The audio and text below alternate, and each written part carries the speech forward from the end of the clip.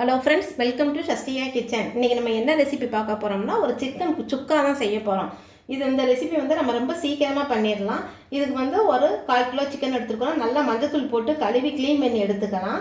அதுக்கு 2 ஸ்பூன் இஞ்சி பூண்டு பேஸ்ட்டு, 2 ஸ்பூன் தயிர், சாம்பார் பொடி, நம்ம குழம்புக்கு வீட்டில் அரைச்ச மிளகா பொடி தான் ஒரு ஸ்பூன் எடுத்துருக்கிறேன். தாளிக்கிறதுக்கு சின்ன வெங்காயம் ஒரு 50 கிராம் கட் பண்ணி வச்சுருக்குறோம். சிக்கனில் இந்த மிளகாப்பொடி, தயிர், இஞ்சி பூண்டு பேஸ்ட், உப்பு சேர்த்து நம்ம நல்லா பெசரி ஒரு 5 நிமிஷம் ஊற வச்சுருவோம்.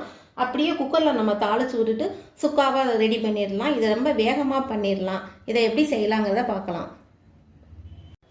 இப்போ முதல்ல நம்ம சிக்கனை நல்லா தண்ணி இல்லாமல் எடுத்துக்கிடுவோம். எடுத்துட்டு இதில் நம்ம ஏற்கனவே எடுத்து வச்சுருந்த சாம்பார் பொடி, நம்ம வீட்டில் அரைச்ச குழம்பு மிளகாய் பொடி ஒரு ஸ்பூன் சேர்த்துருக்குறோம். இஞ்சி பூண்டு பேஸ்ட்டு ஒரு 2 ஸ்பூன் சேர்த்துருக்கேன். தயிர் ஒரு 2 ஸ்பூன் சேர்த்துருக்குறோம்.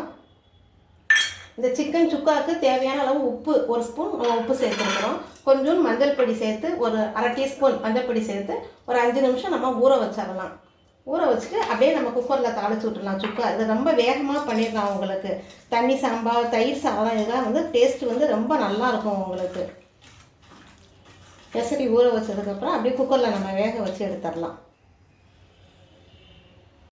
இப்போ நம்ம குக்கரை வச்சுருக்கோம். குக்கர் வச்சு ஒரு 2 ஸ்பூன் நல்லெண்ணெய் சேர்த்துருக்கோம். இந்த நல்லெண்ணெய் காயவுமே சும்மா ஒரு சின்ன துண்டு பட்டை, ஒரு 2 கிராம்பு, கல்பாசி, பிரிஞ்சி இலை, ஒரு 1/2 ஸ்பூன் சோம்பு இதை சேர்த்து நல்லா வெடிய விட்டுருவோம்.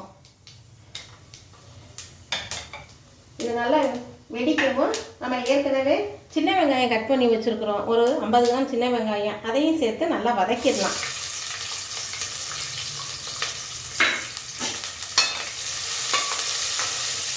கொஞ்சம் கலர் மாறுற வரைக்கும் வதக்குவோம். வெங்காயம் வதக்கினதுக்கப்புறம் நம்ம தாளிக்கலாம். இப்போ வெங்காயத்தோட கலர் பாருங்கள், நல்லா மாறிடுச்சு, நல்லா சிவப்பாக வதங்கிடுச்சு. இப்போ நம்ம ஏற்கனவே எடுத்து வச்சுருந்த சிக்கன், இஞ்சி பூண்டு பேஸ்ட்டு, தயிர் அந்த கலந்து வச்சுருந்த சேர்த்து ஊற்றிட்டு ஒரு டம்ளர் தண்ணி ஊற்றி அப்படியே நம்ம வேக வச்சிடலாம். வேக வச்சு நம்ம வடச்சட்டியில் வச்சு எடுத்துட்டோம்னா சிக்கன் சுக்கா ரெடி ஆகிடும். உங்களுக்கு வேகமாக பண்ணிடலாம். இந்த சிக்கன் சுக்கா கொஞ்சம் அந்த தண்ணி சேர்த்து இஞ்சிற வரைக்கும் அப்படியே வதக்குவோம். இப்போ நல்லா தண்ணியெல்லாம் வற்றி நல்லா உங்களுக்கு பார்த்திங்கன்னா எண்ணெய் அதான் பிரிஞ்சு வருது. பிரிஞ்சு வந்ததுக்கப்புறம் நம்ம தண்ணி ஒரு 1/2 டம்ளர் தண்ணி ஊற்றினா போதும். கொஞ்சம் வேக வச்சு எடுத்துட்டோம்னா நல்லா சாஃப்டாக இருக்கும் சிக்கனு. குக்கரில் வச்சு ஒரே ஒரு விசில் மட்டும் நம்ம வச்சு எடுத்துருவோம். எடுத்துகிட்டு வடச்சட்டில் வச்சு அப்படியே நம்ம சுக்காவாக தாளிக்கலாம்.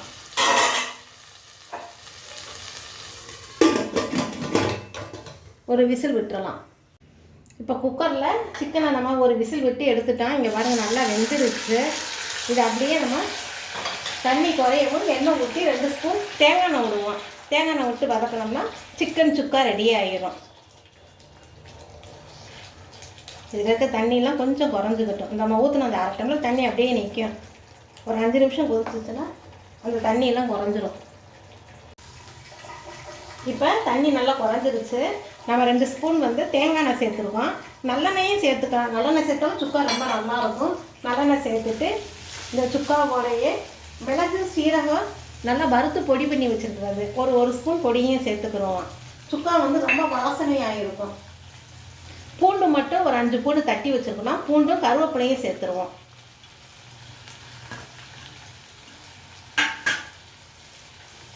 சேர்த்து ஒரு 2 நிமிஷம் அப்படியே வதக்கினோம்னா சுக்கா ரெடி ஆகிடும். இதை ரொம்ப வேகமாக பண்ணலாம். நம்ம வீட்டில் இருக்க ஜாமானை வச்சே பண்ணலாம். உங்களுக்கு இதை அப்படியே வெறுமனே இந்த சுக்காவை அப்படியே பிசைஞ்சு கூட நம்ம சாப்பிட்டுக்கலாம். உங்களுக்கு கிரேவி மாதிரி வேணும்னா அப்படியே கூட்டோடு இறக்கி வச்சு கூட சாப்பிடலாம். கொஞ்சம் அந்த கூட்டு குறைஞ்சதுக்கப்புறம் நம்ம சுக்கா மாதிரி கூட தாளிச்சுக்கலாம். இப்போ ஓப்பன் பண்ணி பார்க்கலாம். நல்லா பாருங்கள், எண்ணெய் பிரிஞ்சு நமக்கு சிக்கன் சுக்கா ரெடி ஆகிடுச்சு. நம்ம இதை அப்படியே எடுத்து சர்வ் பண்ணலாம். டேஸ்ட்டு ரொம்ப நல்லாயிருக்கும். அந்த கார்லிக் ஃப்ளேவரோட அந்த மிளகு சீரகம் நம்ம நுணுக்கி போட்டுருக்கோம்னா அந்த வாசனையோட டேஸ்ட்டு ரொம்ப நல்லாயிருக்கும். சப்பாத்தி, இட்லி, தோசை, பூரி, சாதம் எல்லாத்துக்குமே இந்த டிஷ் ரொம்ப பொருத்தமாக இருக்கும். செஞ்சு பாருங்கள்.